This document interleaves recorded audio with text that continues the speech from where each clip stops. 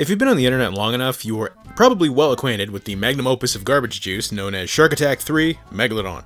Its pure level of assery is of legendary status at this point, but you rarely see anyone talk about its predecessor, Shark Attack 2. For good reason, it's a piece of shit, but we're diving in anyway, because I like pain, I guess. You know, I actually rented this movie on VHS back when I was like 8 or 9. Jaws was my world, I was obsessed with sharks, and even as a pre-adolescent dumb kid, I thought to myself, this is poop. It's gotta be a staple at this point that every shitty shark movie just has to open with like that sweeping ocean shot. And honestly, considering the kind of movie we're dealing with here, I wouldn't be surprised if their entire budget just went into hiring the chopper that filmed this scene. The movie opens with two divers swimming near a shipwreck. One of them finds a spoon, and then is brutally jump cutted to death while her sister watches. God, imagine dying for a spoon?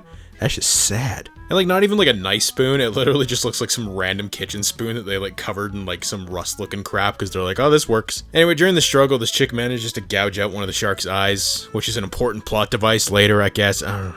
Meanwhile, a dude named Nick, who I was absolutely convinced as a child was Joe Rogan, is working as a marine expert for an up-and-coming aquarium called Waterworld. His boss, this dickhead, orders him to go out and capture the great white to put on display at the park. Does that sound familiar? A shark movie about a water park run by a money-hungry dickhead who wants a live great white in captivity? Oh god. Fuck, not again. What follows is a really great scene where Nick goes to hire two idiots with a boat to help him catch the shark.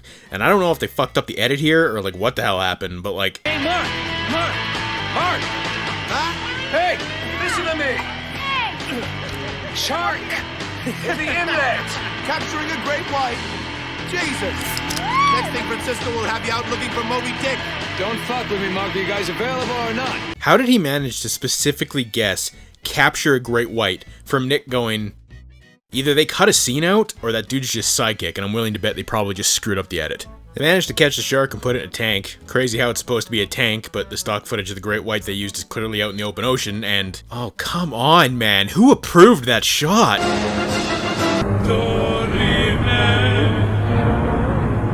So the surviving sister, I think her name was Samantha, I don't know, this movie sucks, I don't give a shit. She breaks into the park so she can give Jaws the boomstick, but Nick stops her before she can. Shame, because seeing a shark get shot with a goddamn shotgun probably would have been dope as hell and made this movie a lot better.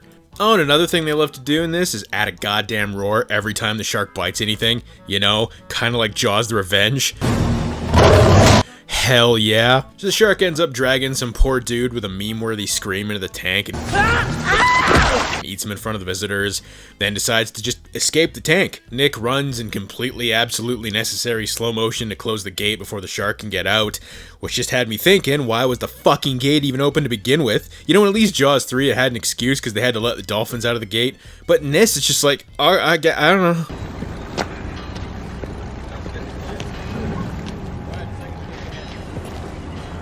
Nice boat. Oh yeah, she's a beaut. All the way from Sydney Harbour. Oh, Roy Bishop. I know, I've seen your show. It's very entertaining. It's Cartoon Network, huh? No, Discovery Channel. Okay, now you aren't even being subtle. Let me get this straight. You decided to make a shark movie in the year 2000, and your biggest sources of inspiration were fucking Jaws 3 and the shark's dumbass roar from Jaws 4? Really? Like, really? I guess I shouldn't be shocked, considering this thing had two writers and both of their only writing credits are basically the Shark Attack movies, so... I mean, Samantha at least gets her Sarah Connor moment. Oh. Oh good, so they ripped off the original Jaws as well. Oh cool, so this whole thing's just a crappy amalgamation of all the Jaws movies. Ooh.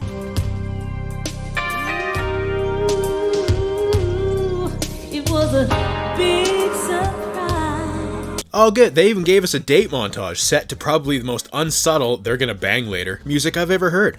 Man, this movie just... it's just giving the people what they want. God, I'm so fucking tired. What the fuck was that noise? So it turns out that the sharks are actually only 1 year old, and the offspring of great whites that some scientist was genetically engineering to try and cure cancer. So we even got a little bit of Deep Blue Sea slapped in here for good measure, which I assume means if they aren't killed, they would have just kept growing, which sounds like a way better movie, or it sounds like Shark Attack 3. Oh god. Actually, it ties into the first movie with this. If you give a shit, I didn't. There's a brilliant part where the Australian dude goes off with his crew to attempt to film a bunch of B-roll so he can make an intro to his Discovery Channel show, as if he wasn't already coming across Steve Irwin enough. And in the process, both his buddies get mulched. And I'm pretty sure you can see the tarp lining, or whatever this is that they filmed in, because it's supposed to be open water, but that That don't look like no open water to me. The sharks escape from this and head off to shore where a surfing competition is taking place, and this is probably the highlight of the movie, which isn't saying much, but I mean still. At least here we get a few attacks, complete with a shot of a completely stationary, fiberglass looking, unarticulated shark head that pops up like an erect penis, and it's hilarious. Dude gets spit roasted by shark teeth. I laughed, and the people on the shore are clearly scared. Just look at the fear on all their faces. Jesus. But this scene really kind of cements how useless of a character Samantha really is. Because while Nick is off ripping through the water with a jet ski, just being all heroic and stuff, Samantha just kind of steps in a frame and then makes stupid sounds and stares at shit the whole time. Oh my god. Told you they were gonna bone. So they decide, ultimately, that the way to deal with the sharks is to rig a submersible with C4 and bait the sharks into a cave to blow them up. And this is when the movie decides to start using CGI. And man, oh... I've got multiple signals. They're definitely nearby. You should see them by now.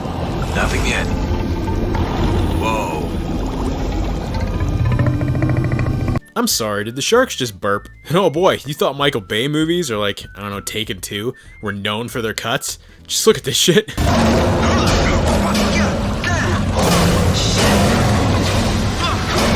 isn't working. I'm shutting off the generators. Shoot him, Roy. Get your gun and shoot him. I can't. I need both hands to try to control the sub. They got us from the back. Shit.